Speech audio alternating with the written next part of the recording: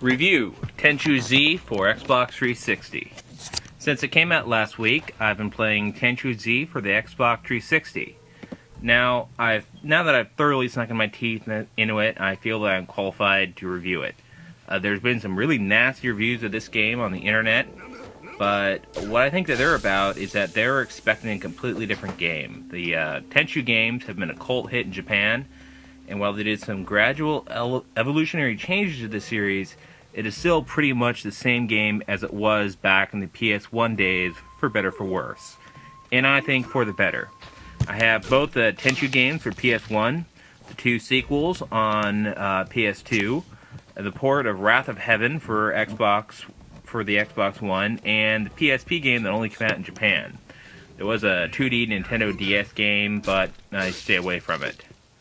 Tenchu Z is a new original game made for the Xbox 360, and it's pretty nice to see some good Japanese-developed games on the 360 that weren't developed by Capcom. The Tenchu games are all about stealth. You play a ninja under the employ of a benevolent warlord, Goda, who is sent on various missions that involve sneaking around a fortress or village and sliding your sword into the back or neck of enemy guards and ninjas. The concept of the stealth kill is very important, and it takes them down with one blow. However, if you're discovered fighting an armed enemy, it takes a bit long. An armed enemy who sees you and is aware of you, they'll take a bit longer, and they'll almost always call out for more of their friends to come and gang up on you. It's usually better to run off and hide and wait for things to calm down than go back and slit their throat. Now, the ridiculously short amount of time that it takes for the bad guys to relax and go about their duty after spawning you is downright comically short. However, if you want, you can play the game at a higher difficulty level, and they'll remember where you were and be a lot more tenacious. One cool thing is that the silent kills can happen if the bad guy sees you, but you can stick them before they get a chance to draw their sword. There are a bunch of Xbox 360 achievements that are triggered by a certain number of silent kills, but it's still a bit humorous when they just shrug off at the gutted corpse of their fellow henchmen. Since they haven't seen you for a good 20 seconds, and they'll put their guard down, almost have their neck slit by your blade after you come out of hiding. It's quite an M-rated game. One of the added things to this game is not only can the bad guys see you and hear you, but they can smell you. If you've been fighting bad guys, instead of using the super convenient slice and dice stealth kills, and you get your outfit splattered in blood, the bad guys will remark about how funky you smell. One of the necessary items to carry is a super secret ninja deodorant purifying tool item to clean up your funk after a few particularly bloody kills, or if you happen to fall into a sewer or buy garbage, so you won't alert them with your musky, bloody body odor. They also tweak the button layout and change how some of the commands are done. The grapple and hook are way toned down, and they're much more realistic in this game. Now, rather than playing as the main characters from the previous Tenchu games, you must design a new ninja and use the money from the previous missions to buy upgrades and equipment and outfits for your ninja. The levels look awesome and are authentically designed and detailed by Japanese developers who know what they're doing. It's not hyper realistic, but it's more stylized.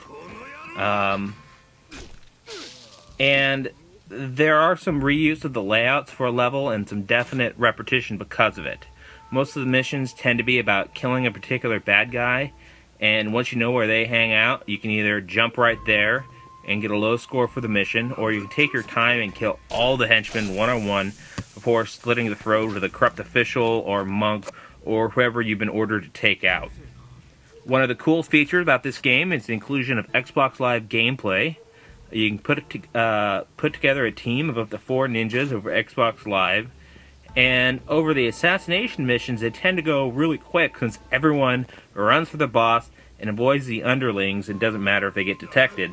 But there are few missions that tend to lend themselves to Xbox Live. It's pretty nifty to see a nice Japanese game on the Xbox 360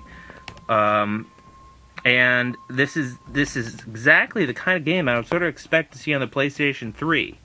While the US releases of Tenchu games were dubbed or with rather humorous or questionable taste, this game has unaltered Japanese dialogue with subtitles in the cutscenes, but no translation of what the actual in-game characters are saying during a mission. Some in-game subtitles or optional English track would have been cool, but I still like it since I can speak a lot of Japanese and I can sort of piece together a bulk of what they're saying. One of the coolest missions involved European sailors that are dressed up like pirates, and you get to fight them and kill them. Yes, that's right, a ninja game where you get to slaughter pirates. It's awesome. You totally flip out like a ninja and waste like 20 pirate guys without even thinking about it. It's awesome. If you really like ninjas and samurai movies or the previous Tenchu games, then you're pretty much bound to like this. If you're upset that this is not yet another Splinter Cell game, then you really should pass it up. I think that this might make a cult classic that is not for every gamer out there, but ultimately I'm glad that Microsoft decided to publish this game in the US. I knew what I was expecting with this game. I was expecting another Tenchu game, and so far I'm not disappointed. So I'm going to buck the trend and actually like this game. Tenchu Z for Xbox 360.